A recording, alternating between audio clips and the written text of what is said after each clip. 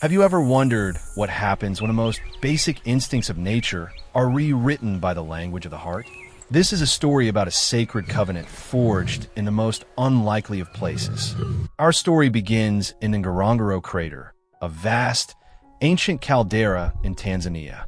It's a world within a world, a sprawling bowl of life teeming with everything from lush forests and sparkling lakes to open savannas where a primal drama unfolds daily. Here, lions hunt wildebeest, elephants meander along the shorelines, and zebra herds thunder across the plains. It is a place of brutal, beautiful balance, a testament to the raw power of nature. But it is also a land of unyielding laws and harsh realities. Yet, something different was happening on the crater floor. A small troop of gorillas had arrived, a sight almost unheard of in Ngorongoro. They were refugees of a changing world, driven from their forest homes far to the north by the relentless march of climate change and deforestation. Disoriented and vulnerable, they struggled to survive in this foreign land, a place of open skies and unfamiliar predators. Within this lost troop was a baby, a fragile soul born with a profound disadvantage. He was blind. Unlike his siblings, he couldn't see the dappled sunlight through the leaves or the path ahead. He was slow, clumsy, and unable to climb with the agility his kind needed to survive. He was a constant burden in a world where every second counted. The tragic climax of his young life came one day when the troop, sensing danger, had to make a swift and urgent escape across a wide open plain. They moved with desperate speed, but the baby gorilla, stumbling and confused, could not keep up. With heavy hearts and a terrifying sense of urgency, the troop's matriarch made the only choice she felt she had. They left him behind. He was a silent, sightless sacrifice to ensure the survival of the others. The tiny, helpless gorilla was left to tremble in the shadow of a gnarled, dead acacia tree near the edge of a watering hole. He whimpered softly, a small, lost sound that was quickly swallowed by the vast silence of the crater. He had no way of knowing he had been abandoned, left to face a world he could not see, a world that was closing in on him. This is the moment of ultimate vulnerability, a tear in the fabric of the natural order. We feel the weight of his innocence against the unforgiving backdrop of the wild.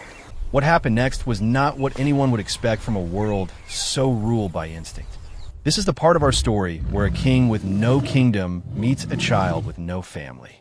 Our second protagonist was a figure of quiet grandeur, an old male lion. He was no longer the ruler of a pride, a leader whose roar commanded respect. Years of battles, challenges, and the relentless march of time had seen him deposed. Now he lived a solitary life, a lonely monarch exiled to the fringe of his former kingdom. His once golden mane was now faded, and his body was a tapestry of scars, each one a memory of a past fight. His eyes, though still holding a flicker of the power he once possessed, were also filled with a deep, quiet weariness. One evening, as the sun dipped below the rim of the crater, casting long, purple shadows, the old lion was on his solitary patrol. He was hunting, but with less urgency and more a sense of routine. As he neared the watering hole, he stopped dead in his tracks. A sound, faint and out of place, reached his ears, a soft, choked whimper. It was a sound he knew instinctively was not that of a prey animal, but of a young, terrified creature. He moved with caution, his instincts on high alert, his massive paws making almost no sound on the dry earth. He rounded the dead tree and saw him, the baby gorilla, huddled in a tight ball, his tiny shoulders shaking. He was a picture of absolute helplessness. He was so small, so defenseless. A lion's mind, trained by a lifetime of hunting, should have seen only an easy meal. But as the old lion gazed down, his own weary eyes met the unseeing, milky ones of the baby gorilla. A strange thing happened. The lion did not pounce. He did not growl. Instead, he simply stood there, his predatory instincts silenced by a wave of something else entirely. It was a recognition of shared solitude, a moment where the lines between predator and prey blurred and vanished. The lion, a king without a kingdom, saw a child without a family. And in that moment, he chose to see not a meal, but a soul. Slowly, deliberately, the old lion laid down in the dust next to the trembling gorilla. He let out a soft rumble, a sound that was not a threat, but a promise of presence. He then leaned forward and, with a gentleness that belied his immense power, gave the baby gorilla a soft lick on the forehead. It was a gesture of unexpected compassion, the beginning of a connection that should never have existed. A new, unspoken bond was formed in that quiet dusk. This one small act of kindness was the beginning of an extraordinary journey of parenthood. Love isn't bound by blood, fur, or species. It's a bond woven from trust and protection. Their days together were a beautiful, silent dance. The old lion, who had once been a master hunter, became a gentle provider. He would leave the gorilla hidden in a safe spot before he went off to forage, returning with wild fruits and berries he'd carefully found, things he wouldn't normally touch. He would even lead the little gorilla to water, nudging him gently to drink from the shallow puddles. But his most profound act of care was in teaching the gorilla how to see the world without sight. He would let out low rumbles and soft growls, not as a threat, but as a way to create a sonic map. The vibrations would travel through the ground, helping the blind gorilla learn to navigate its surroundings. He taught him to listen to the wind, to feel the difference between the rustle of leaves and the heavy tread of a hoof. The gorilla, in turn, learned to trust its father implicitly, his small, furry hands reaching out to touch the massive, warm body of the lion. He learned to differentiate the world through texture and feel, using the lion's fur as a guide and his presence as a compass. As the weeks passed, their bond deepened.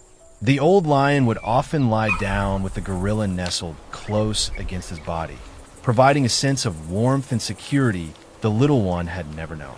They would share a sleeping spot each night under the vast, star-filled African sky, a testament to their unique and impossible family. The lion taught the baby gorilla to face his fears. He taught him that even though he couldn't see, he was not powerless. And the gorilla, through his unwavering trust, taught the old lion that his purpose was not over, that there was still a reason to fight and to live. But as with all good things in the wild, their peace was a fragile one. Sometimes the truest act of love is the one that costs us everything. Their fragile peace was shattered one cold afternoon.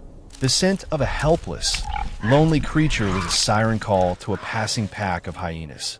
These scavengers, known for their cunning and ferocity, closed in on the unsuspecting gorilla. The old lion, who had been resting nearby, was on his feet in an instant. A low, guttural growl rumbled in his chest, a sound that was no longer tired, but filled with a renewed, primal rage. He was not a king defending his pride, but a father defending his son. The battle that followed was fierce and desperate.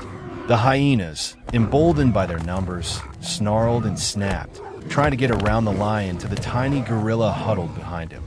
The old lion, his body weary with age, fought with a ferocity that seemed to come from a place deeper than instinct.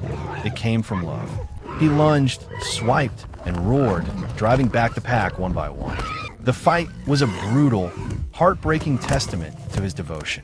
He was a solitary warrior, a dying king fighting for a life that wasn't even his own. He managed to push them back, but at a terrible cost. The hyenas inflicted mortal wounds, tearing into his legs and flanks. As the last of the hyenas fled, defeated, the lion's mighty body, now drenched in his own blood, wavered. His legs gave out from under him, and he collapsed into the red dust, his breathing coming in ragged, painful gasps. The blind gorilla, who had been listening to the terrifying symphony of the fight, slowly crawled out from his hiding spot. He moved toward the sound of his father's labored breaths, his small hands fumbling in the dirt. He reached the lion and, with trembling fingers, began to touch him. He felt the cold, wet blood, the deep, ragged wounds, and the slowing beat of the great heart. He reached up, his hand finding the lion's majestic, tired face. He gently stroked his mane, a final, silent farewell. The lion, with his last ounce of strength, let out a soft rumble, a sound of peace and completion. He closed his eyes, his last breath a testament to the fact that love is the strongest instinct of all. The sun rose the next day on a scene of loss, but also of hope. A tragedy in the wild can sometimes lead to a new kind of beginning. The dawn broke over the Ngorongoro crater, and with it came a sense of profound stillness.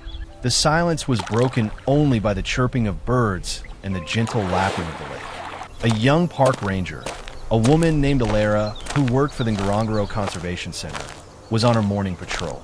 She had heard rumors of the strange gorilla in the crater and was searching for signs of a lost troop. Her search led her to the base of the acacia tree. She stopped, her heart sinking at the sight before her.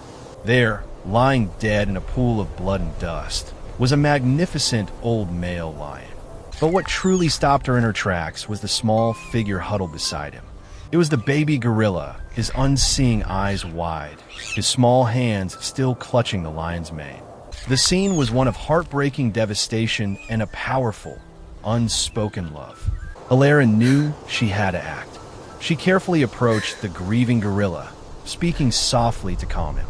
He was hesitant at first, but something in her voice, a gentle kindness, seemed to reach him. She lifted him into her arms, a tiny, terrified creature still smelling of lion and earth. She took him back to the Animal Rehabilitation Center, a place of safety and healing. At the center, the little gorilla was given a name, Leo, in honor of his protector. He was cared for, treated, and given a chance at a life he would never have had. Though he would never see the sun rise over the crater, he carried the memory of the warmth of his father's body, the feel of his rough fur, and the sound of his protective rumble.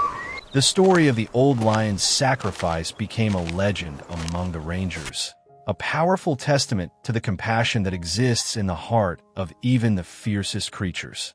It's a story that reminds us that love can flourish even in the darkest of places. This story is a testament to the power of kindness. If you found this story moving, please consider supporting animal conservation efforts in places like the Ngorongoro crater. If you want to hear more stories of hope and kindness from the animal kingdom, hit that subscribe button and don't miss our next video.